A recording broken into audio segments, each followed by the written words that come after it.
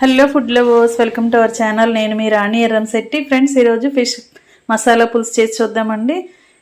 ఇంట్లో అందరికీ నచ్చేలా ఈ విధంగా ఒకసారి వండి చూడండి. డిఫరెంట్ ప్రాసెస్తో చాలా చాలా టేస్టీగా ఉంటుంది. పుల్ల పుల్లగా, కమ్మగా, ఘాటుగా అనిపిస్తుంది. వీడియోని ఫుల్గా చూడాలి, క్లారిటీగా చూడాలి అంటే ఒకసారి ఛానల్ని ఓపెన్ చేసి వీడియోస్ని చూడండి. అలాగే రిలేటెడ్ వీడియో అనేది పోస్ట్ చేస్తానండి. ఫుల్ వీడియో లింక్ అనేది పెడతాను, అది ఓపెన్ చేసి చూడండి.